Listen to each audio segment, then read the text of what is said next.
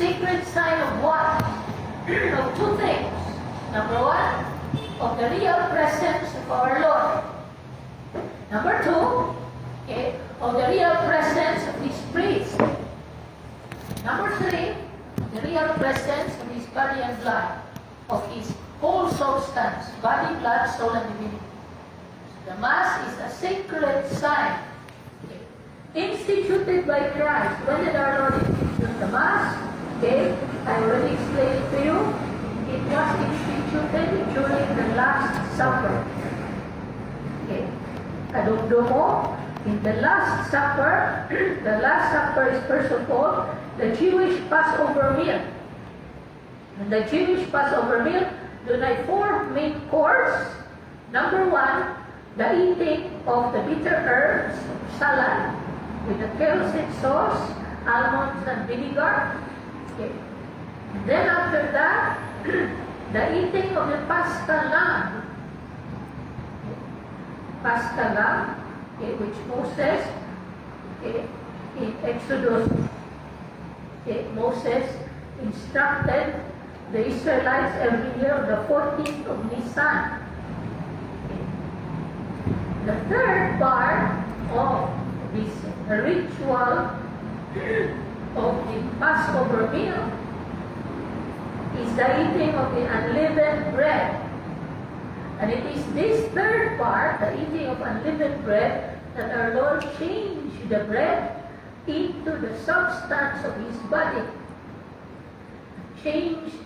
And then the fourth one, okay, the fourth part of the ritual of the Passover, our Lord changed. In the Passover, it's called the cup of friendship. Okay, this cup of friendship, the fourth course of the Passover meal, it is this cup of friendship that our Lord changed into His blood. Okay. So there is an overlap of the Old and the New Testaments, okay, in the Passover which our Lord instituted. Okay? Now, matingala siguro mo, kung magbasa mo sa Bible, okay, mayroon sila nga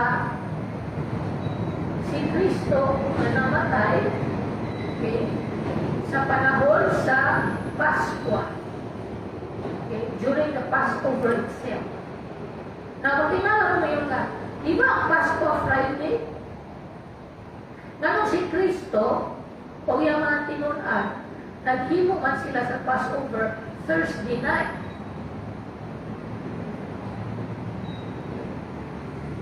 Ang answer na, because lahi ang counting sa pag-counting sa oras, lahi ang counting sa 24 hours sa mga Jews, sa counting nato, isunod nato sa mga Roman. Yes, now you know. Kung basahon ninyo sa Genesis, okay, kung basahon na to sa Genesis, ang counting of one day, wala nagsugod from midnight to midnight. Ang counting of one day sa Jewish tradition of the Bible, okay, at least in the Old Testament, at the time of our Lord, is from evening to evening. Okay? So, for example, on the first day, I will read to you Genesis 1, chapter 1, verse 1 to 5. In the beginning, God created the heavens and the earth. The earth was without form and void. Darkness was upon the face of the deep. The Spirit of God was moving over the face of the waters. Verse 3. And God said, let there be light. And there was light. And God saw that the light was good. And God separated the light from the darkness. Verse 5. God called the light day and the darkness night. And there was evening, and there was morning, the first day. So, ang sa mga Jews, instead of midnight to midnight, it's evening to evening. In other words, mag-count sila one day from 6 p.m. until the next 6 p.m. Okay? Muto nga si Kristo, di ba, namatay alas 3 sa Biyernes? Ginali-dali siya lubong because the Sabbath is coming. That means alas 3 sa gabi sa Biyernes, Sabado na nasa ila. Hangtod sa the next Saturday evening, okay, pagbulhot sa kanang sa shofar is kana siya mo na siya kanang flute or trumpet gikan sa horn sa ram. Pagbulhot ana dito sa temple, una siya pagsabot nga natapos na ang Shabbat. Muto nga sa gabi sa Sabado, si Santa Maria Magdalena o kay Maria, okay, namalit na sila o mga perfume. Kaya pag Domingos, nuktar sa'yo, mga ito na sila sa lupa ng Kristo. So, ang one day sa mga Jews is from evening 6 p.m. until the next evening 6 p.m. Okay. Muto ang atong Ginoong Jesucristo, Friday man, ang 14th of Nisan. Okay. Pero nag-celebrate siya sa Passover, iyang i-anticipate sa Thursday evening. Because for the Jews, the Thursday evening is already part of the Friday. Whereas ang ubang mga Jews, okay, nagaling-galing sila patay ni Kristo, aron mamuling sila sa ilaha, aron makount sila sa Pax. Before sa 6 o'clock nga beginning. Sa mga Jews, kailangan ang giusa ang Passover meal o the next day Shabbat.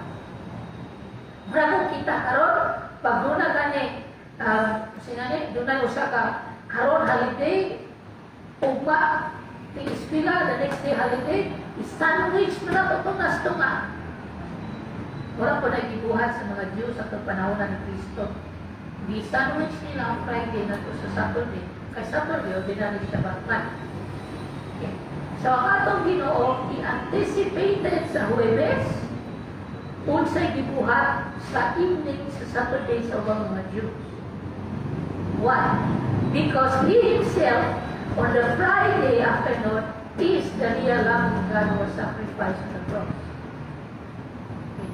So, ang nahitabo a sacrifice dito sa Cenacle, sa Huwebes Santo sa gabi, is a mystical, spiritual, symbolic representation sa sakripisyo na mahitabo the next day in its bloody form, in its full reality, dito sa cross.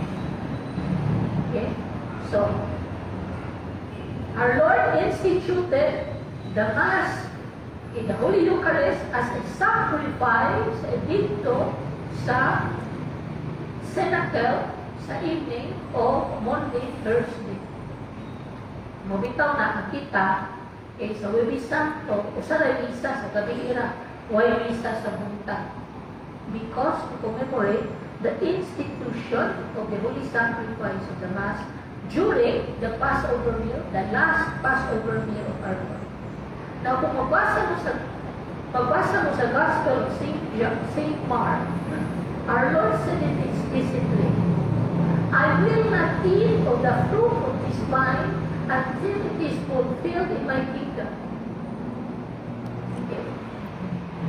So, the very first Mass was presided by our Lord Himself on earth. The very last Mass, for the end of the world, our Lord's second coming, He will preside it here on earth also. Okay. So, I will not eat of this fruit of the vine until it will be fulfilled in my kingdom. Okay. So, pangutana, during the 40 days between His resurrection until His ascension, nag-misa ba si Kristo? Probably not. Probably not. Nag-isa ba ang mga apostoles? Probably yes. Yeah. probably nagmisa sila while our Lord was gone. Because our Lord during those 40 days, He was not there present with them all the time like He was before He died. Okay. So most probably, Our Lady had her first communion sometime after Easter. Or perhaps she herself made her first Easter communion. So it's a mystery na kung mahalangin ko, that's the first thing I will ask Our Lady. Ang America, also ka na first communion. Oh. Okay. Next. In what, in general, does the sacrifice consist? So we are on page 66 atong libro, Catechism of St. Pius X. So, question, we're on page 66. Question 1 of the sacrifice. Should the Holy Eucharist be considered only a sacrament? The Holy Eucharist, besides being a sacrament, okay, a sign for Lord's real presence, it is also the permanent sacrifice of the new law. Sacrifice of the new law, which Jesus Christ left to His church to be offered to God by the hands of His priests.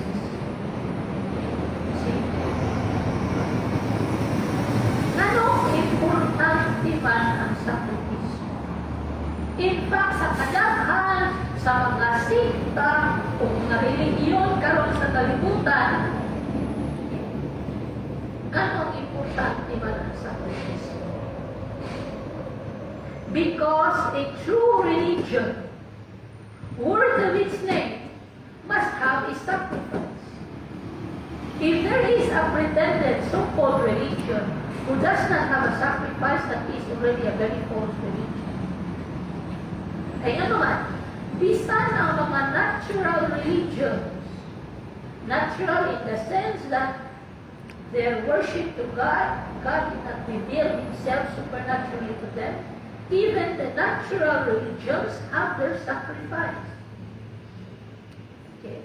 I told you already how the Emperor of China, during the time of the winter solstice, would offer a sacrifice to the Emperor of Heaven. Ang ato mga sisters din sa Pilipinas, before, okay, they will kill their pigs, and it's still done there in the Cordilleras, I've seen it myself, okay, to the God of Heaven. It was later on na na-corrupted the worship of God to heaven, na-corrupted to the worship of the ancestors. So the sacrifice of killing an animal for the God of heaven was corrupted here in the Philippines to giving it to our ancestors, and further corrupted, giving the sacrifice to them, not like ours. Mga dili mo na ito. Muna, magpadugo kay birthday, magpadugo kay na ibang building, magpadugo kay na ibang tulay. You know, it is, an abuse, a corruption of the original natural sacrifice to the God of heaven. Karon, gihala na hingon sa mga demonyo. And then there's a syncretism na ba diri sa Pilipinas. Okay, magpatay o baboy, magpatay o kanting, magpatay o manok, ogis, then kahuman ihala sa mga not like ours, sa mga espiritu ko, no? Nga kahuman, ikaw nga naghalat, kurusan na rin mo magtagkuan blood. O dili, ang tulay, kurusan tayo na itong sakripisyo. The cross should be our Lord Jesus Christ, not this whoever not like ours they are. You see? So, in what does the sacrifice consist? Whether it's the natural sacrifice of our ancestors or the supernatural sacrifice of the Jews. Because God in the Old Testament, He especially commanded how to make supernatural sacrifice to the Jews. So, in general, a sacrifice consists in the offering of some sensible thing to God, and in some way destroying it as an acknowledgement of God's supreme dominion over us and over all things. So, ang sakripisyo is a prayer in action, not just in words, but prayer in words and actions, okay, to express God's supreme dominion and our voluntary subjection. In other words, to express, acknowledge God's supreme dominion, unsa man. Okay. It is, even in the natural point of view, I'm not talking here of supernatural grace yet, I'm talking of the natural point of view, sacrifice is the act, the proper action of the virtue of religion. Muna, kumuhin mo ng mga tao ninyo nga, oy, wala ba yung religion na makaluwas? Right or wrong? Of course, wako kayo wrong. Ito pa kung tanong, kung sa may magipasabot sa religion, if you mean that religion is just a set of rules, do this, don't do that, then wala makaluwas. But if you mean religion to acknowledge God's dominion and we voluntarily submit ourselves to Him, then there's only one religion na makaluwas. That is the religion of Jesus Christ. So, ano ba? The word religion is the proper act of the virtue. Sacrifice is the proper act of the virtue of religion. Now, the virtue of religion is part of the virtue of justice. Ano man, kung sa hindi mo ni Kristo, hindi mo sa Ginoo about the virtue of justice. Kadungdong mo? Miyerkules, sa wala pa si Kristo namatay, okay, nangabot ang mga Pariseo. They tried to test our Lord, catch Him, and ask Him, Master, Rabbi, do we have to pay the tribute, the tax to Caesar? And our Lord, reading their minds, says, hypocrites, why do you test me? Show me the point of the tax. Ipakita ang denarius, which is a silver coin. Then, ang utana si Kristo sa ila, whose face and whose inscription are this? And then the answer is Caesar. And Jesus told them, give to Caesar what? Render to Caesar the things that are Caesar's, to God the things that are God. So the virtue of justice is to render what belongs to others. But if that other is God Himself, that is the virtue of religion. To give to God what belongs to God. Muna, kaning mga tao karon, mga politiko, for example, na may separation of church and state. Muna, pwede ko vote being congressman, according to my constituents, pwede ko vote for the legalization of divorce in the Philippines. No! Render to Caesar what is Caesar's and to God what is God. Marriage does not belong to man, it belongs to God. See? Kunya, ayaw sila, di ba po unjust? Ika.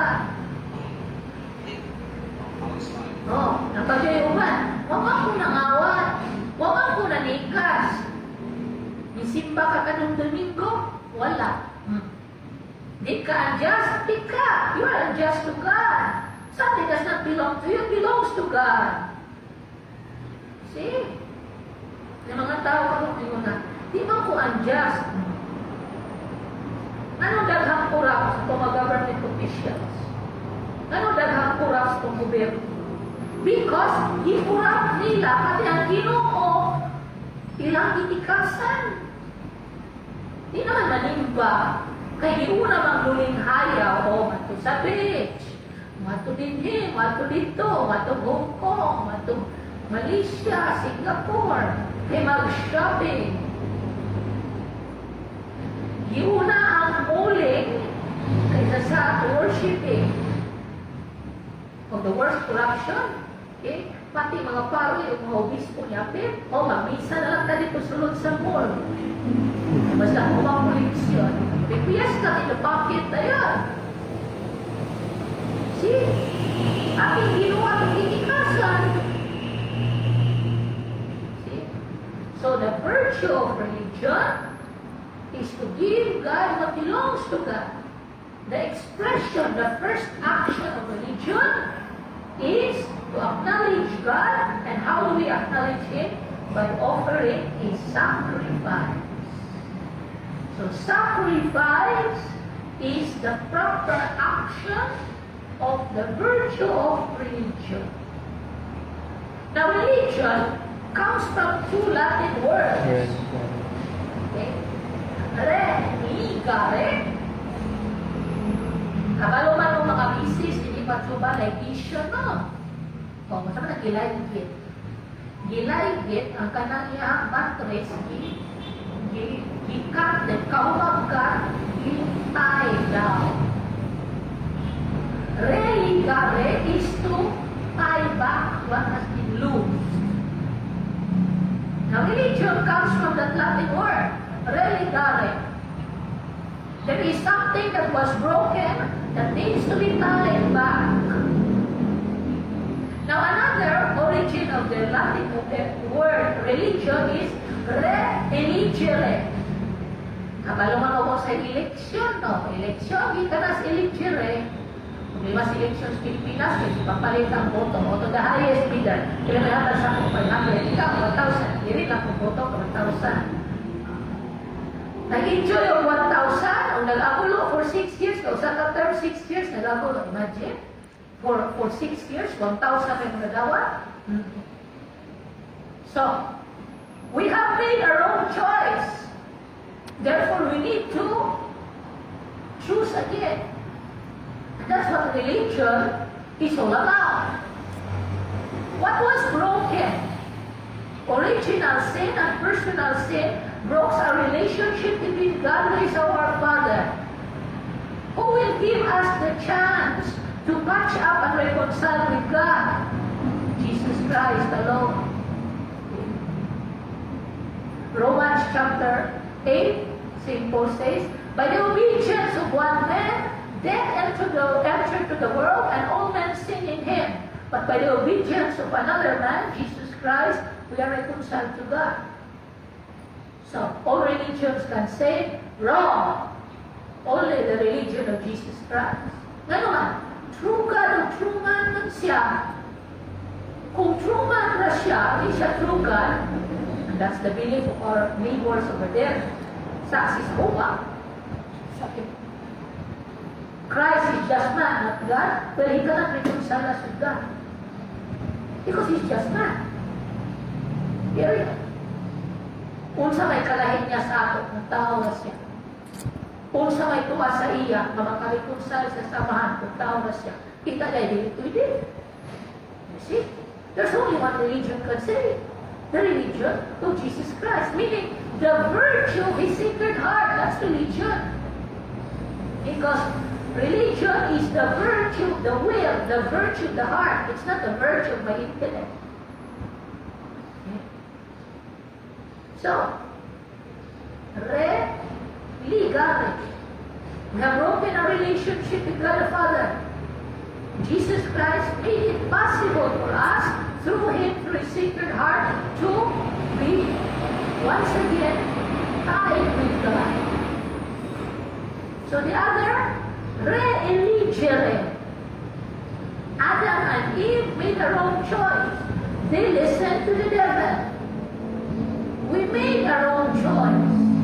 We want our temporal pleasures. I want my enjoyment now. I want my enjoyment now. Tanaw, kuan. Tanaw sa internet. I want my enjoyment now. And then, what about later? So, who will enable us to make a good choice? Once again, Jesus Christ. Without Him, we can do nothing. We must be convinced of this. We must not have the mentality, oh, I am good enough. Kadang ako, kadungog, anak, kag-hospital. Gitawag ko sa hospital. Diri sa Pilipinas. Lolo, umpisal ka, lain-lain naman ang mga. Bukan-bukan naman na yung kuwan sakit. Diri, di ba kayo ko daw tandre? Kumang ko ng awa. Wala ko ng bansi. Simpa ka kada Domingo, na, diri ko pa ka. Andias ka no, balik ko biyata, sino ang biyata?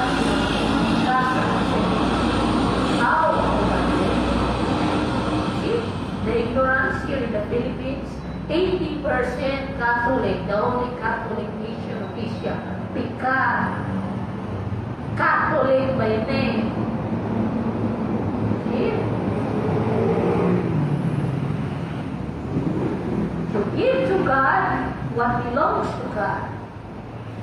So, what is the sacrifice of the new law called? The sacrifice of the new law is called the Holy Mass. What then is the Holy Mass? The Holy Mass is the sacrifice of the body and blood. Di na mga animalis. Di na mga mananap at ihalas Ginoo. Kundi si Kristo yung anak. The body and blood of Jesus Christ offered on our altars under the appearances of bread and wine in commemoration of the sacrifice of the cross. See? Kumuot ko na hunaon, kinsay tagiya sa tanang mga hayop, kinsay tagiya nato, Ginoo po. We belong to God. We only borrowed our life, our existence to it.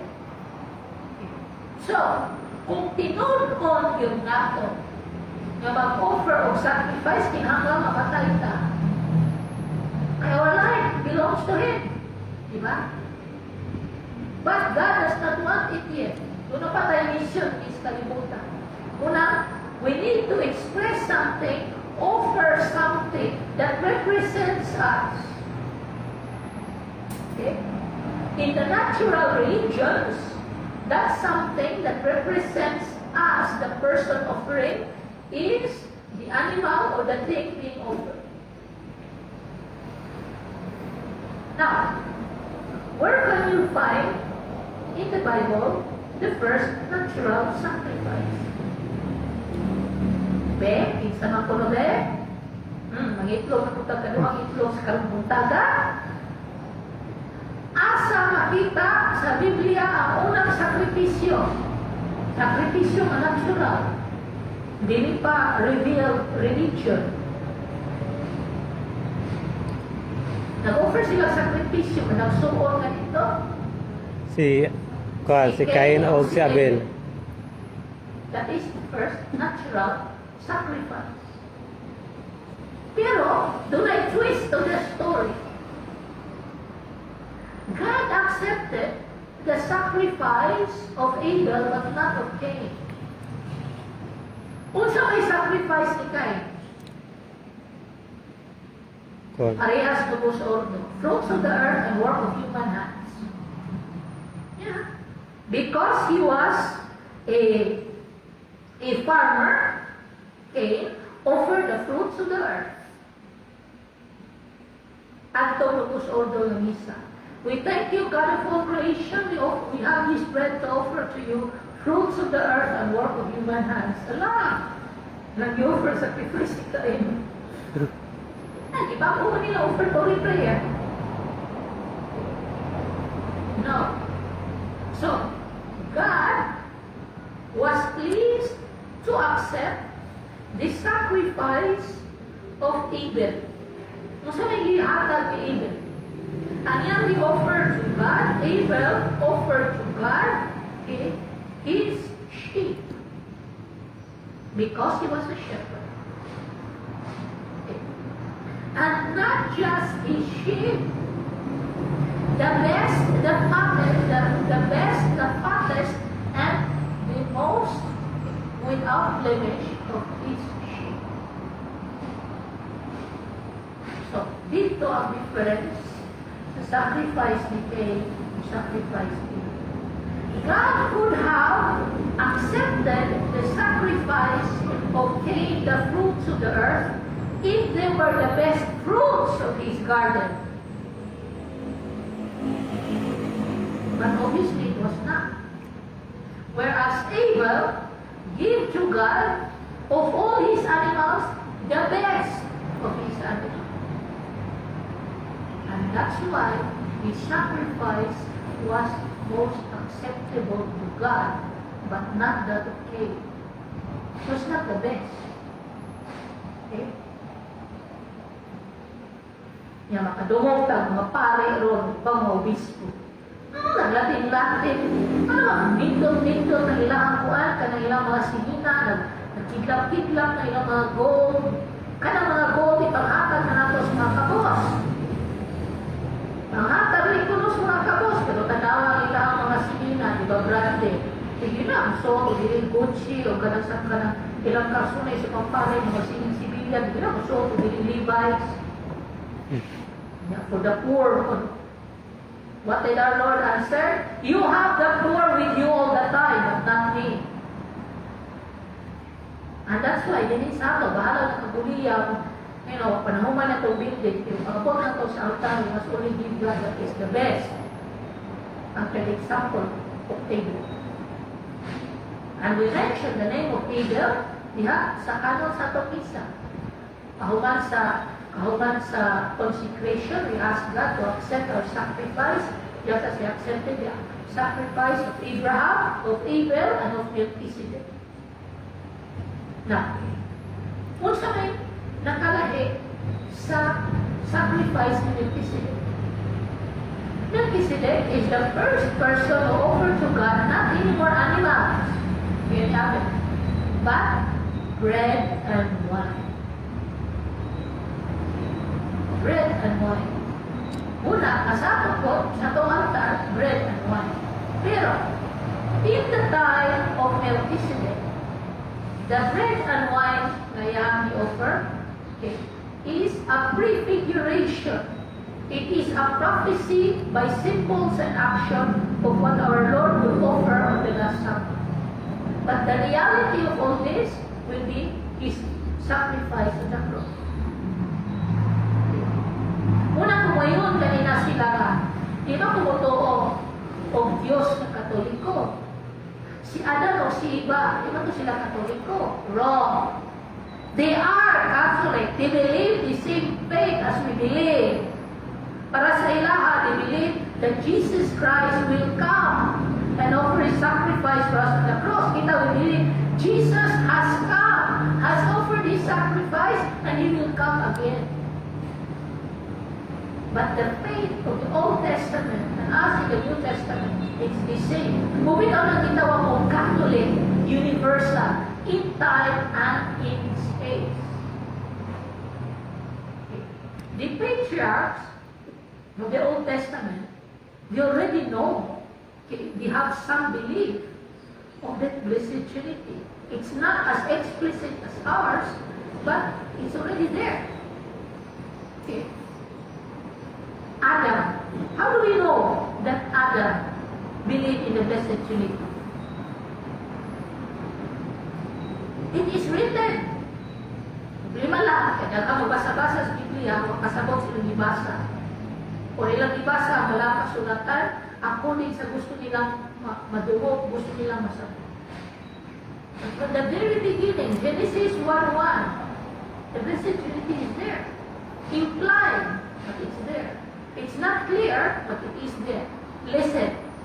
In the beginning, God, the first person, created the heavens and the earth. And the earth was without form and void, and darkness upon the face of the earth.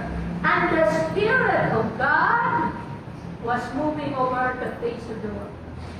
And then verse 3, and God said, let there be light. So there was God, there was Spirit, And there was the Word of God. God said. Diba? Kasi Pilipino na. So the patriarchs, they are Catholics. They are the Catholic faith. Moses got the Catholic faith. Okay.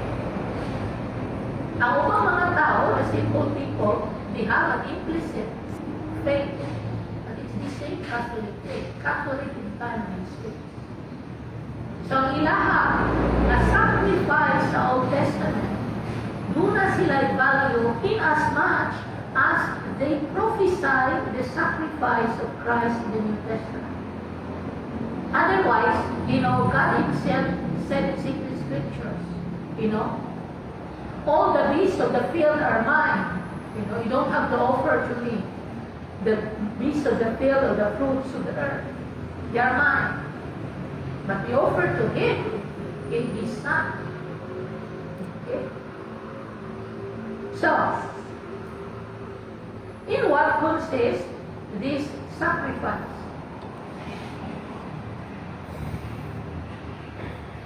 The sacrifice of the Mass is the same as that of the cross. The sacrifice of the Mass is substantially the same as that of the cross. For the same Jesus Christ offered Himself on the cross, it is He who offers Himself by the hands of the priest. During the consecration, we priests are like possessed by Jesus Christ, the sovereign high priest. He is present in us. And it is us, priests, who offers to Him our voice, our mind, our will, so that He will renew what He did in the Last Supper on the cross. The real presence of Christ with us.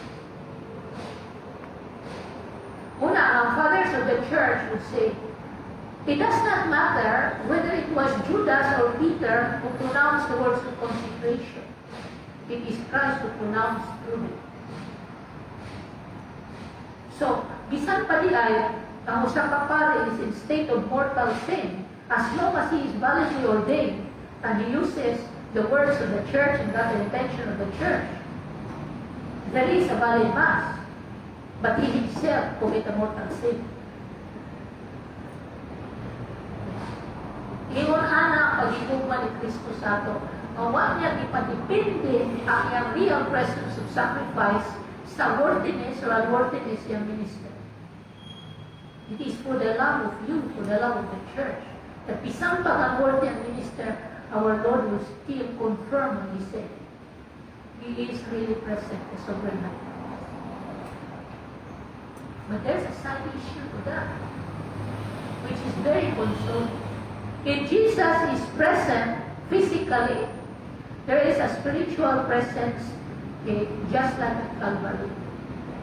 Sa pilang sa cross, kinsay tuwa. Si San Juan o si Mama. At each Mass, Our Lady is there spiritually. Just as she was there physically. That's a very good consolation. Nga naman, kay mamisa, magtambok tag-misa, dali ra kay tama, distra. Ako, dali ra ko ma-distra. Atong sa sakristan dito, yaba. Inisya din, wala na pronounce sa bayo sa iyang. Dapat i-pronounce. Ang pangirik naman kanihan, no. Please, tabangin niya ako prayers sa distante, kay Kormisa. Just as at the foot of the cross, Mary is there each Mass. Mary is there each Mass. At each Mass, she would say, just as she said, the foot of the cross, be it done unto me, according to thy word. See? Sacrifice. Through the hands of the priest, his ministers, and on our altars. But as regards the way in which he offered, the sacrifice of the Mass differs from the sacrifice of the cross, though retaining the most intimate and essential relation to it. So what is the difference and relation between the sacrifice of the Mass and the sacrifice of the cross? Between the sacrifice of the Mass and that of the cross, there is the difference and relation. that on the cross, Jesus Christ offered himself by shedding his blood and meriting for us. Whereas on our altars, he sacrifices himself without shedding his blood. And then he applies to us the fruits of his passion and death. So, ang kalahin ay between Calvary and the altar is the way it is offered and the fruits that it has. The way it is offered in the Calvary was bloody. It was a bloody sacrifice. On the altar, as on the Last Supper, it is an unbloody sacrifice. Now, as to the fruits, dito sa Calvary, the fruits of the sacrifice merits all the others. Merits all the graces and the efficacy of the sacrament. The fruits of the Mass, it does not merit those graces, but applies them to us. So, in other words, at the cross, the sacrifice is efficient. It effects the grace. At the Mass, the sacrifice, is not any more efficient, but distributing. What was merited in the cross, it is distributed to everyone who assists at Mass, whether, take note of this, whether you receive communion or not. Una, nasayot kayo na din sa Pilipinas, di ko matong isa, hindi mapokadawa to communion. Wrong! There are other graces aside from the ones at Holy Communion.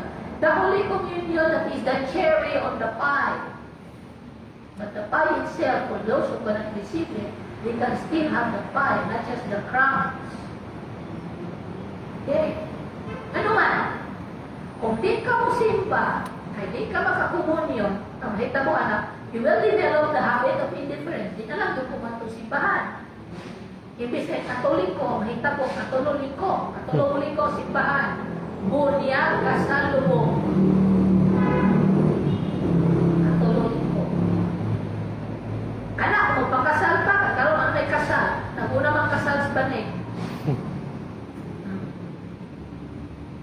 So, okay, there are other things. Okay? And that's why, bisang pag-usara ko kapare, na ginusara ko, I'm a hermit. At the offer to me, we always say, pray, brethren, that this my and your sacrifice. Okay? So whether I'm one alone celebrating the Mass, or whether I'm with 1,000 people, it's the same sacrifice of our Lord. Okay? So let us analyze it. What are the three acts of the sacrifice? The three acts of the sacrifice is the offering, the immolation, and the communion. Okay. Kaya mo na to, sacrifice is the action, the proper action of the virtue of religion. Okay. Di mo na to, kung kinahanglan yun may offer, we should offer ourselves. But God does not want us to die, so He wants something that replaces us. Okay? And that something could be, these animals in the Old Testament. But in the New Testament, it is His only begotten Son.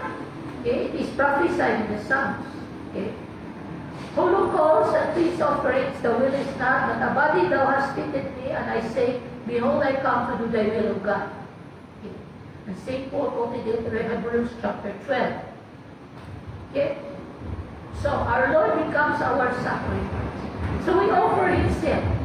He offered Himself, okay, in Calvary, but He anticipated that offering, okay, at the Last Supper already. And then what happened on Calvary? Calvary, okay, doon ay separation sa iyang lawas at siyang dugo. Okay?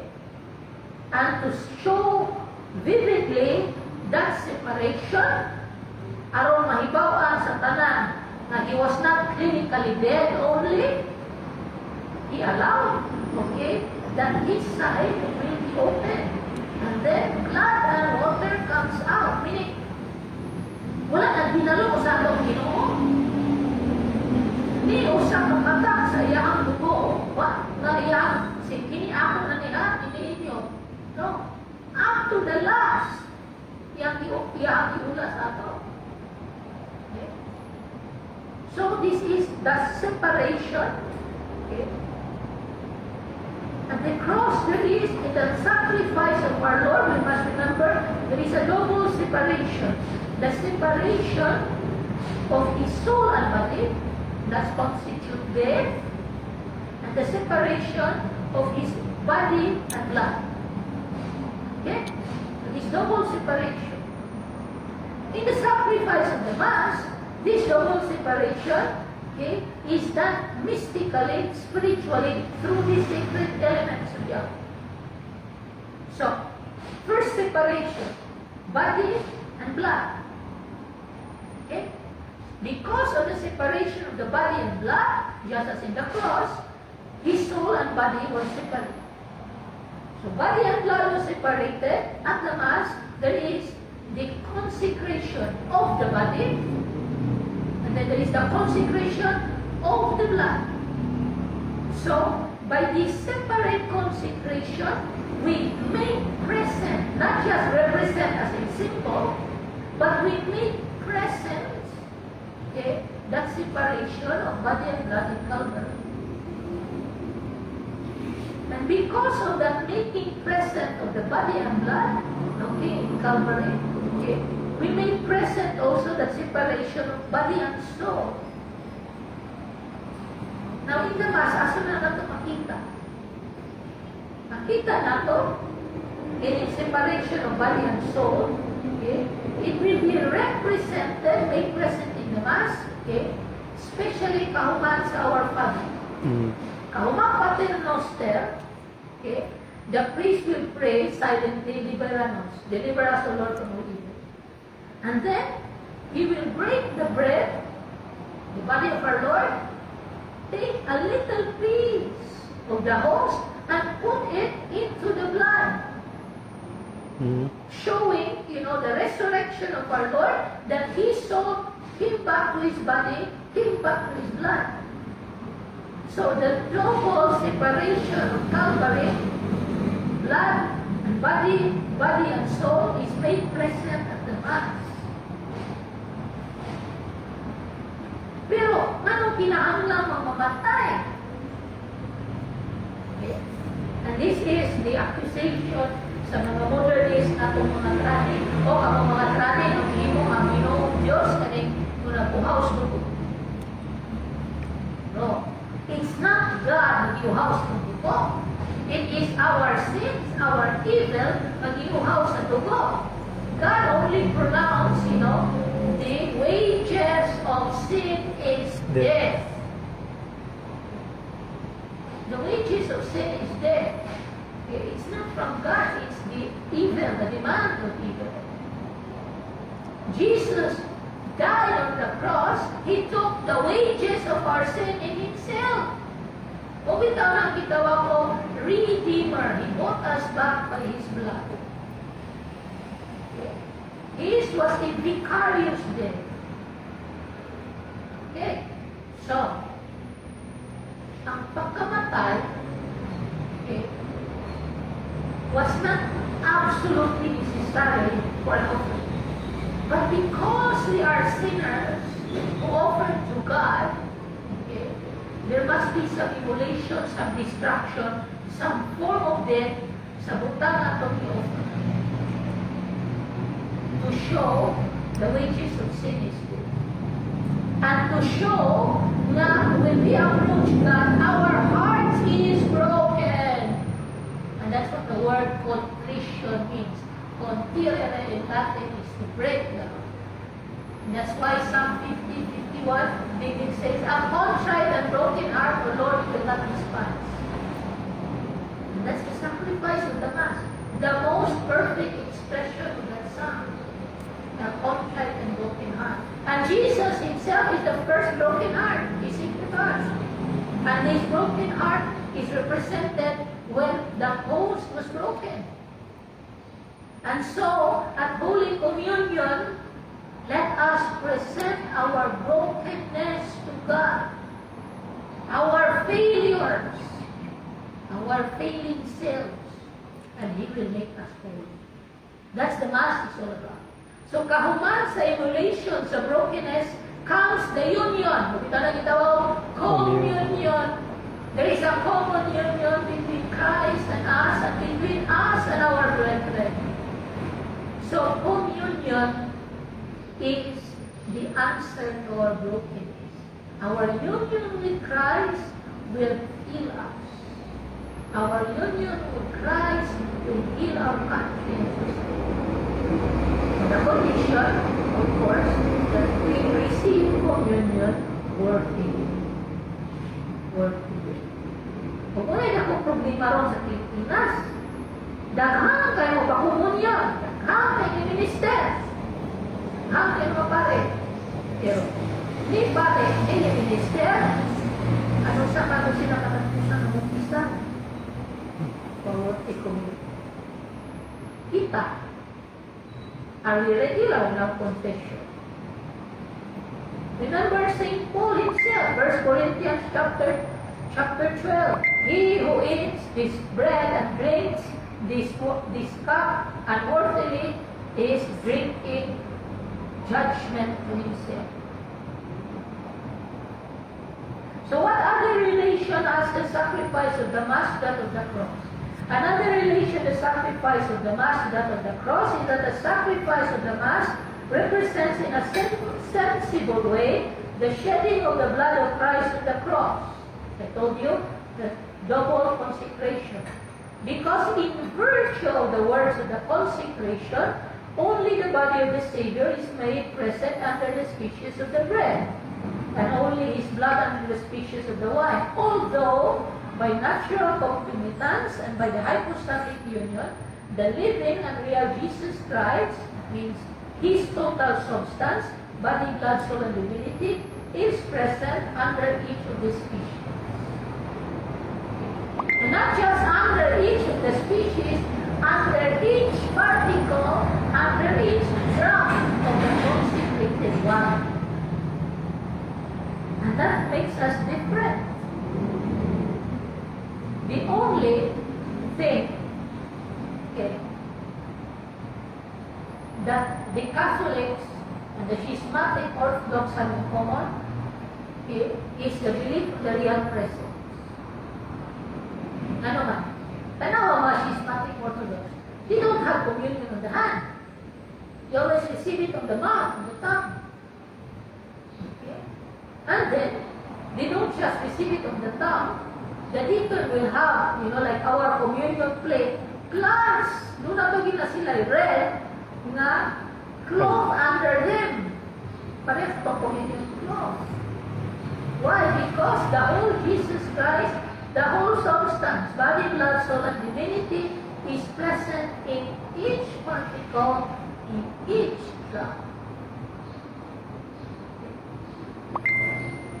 It was the Protestants, because for them, it's just a symbol. Mga pilosopo Tasyo sa Manabusodo, ano man di ay, kanang mga sami-sami sa pan, hindi nang tilaan. Of course, di na mo tilaan kung pan ka na. Pero kadi man na, ordinary yung pan natin ang consecration. Una, kinahanglan, bantayan din na to, i-guard na to na siya. Is not the sacrifice of the cross the only sacrifice of the new law? The sacrifice of the cross is the only sacrifice of the new law, inasmuch as though through it our Lord satisfied divine justice, acquired all the merits necessary to save us, and thus His part fully accomplished our redemption. These merits, however, He applies to us through the means instituted by Him in His church. That is the sacraments, among which is the holy sacrifice of the Mass. Una, the next time, ang masulod mo bus, kanya sa sulod sa bus, doon ay mga Protestant preachers, ngayon, Naluwas ka na ba? Ito ba? Ito ba ako? On the part of God, yes.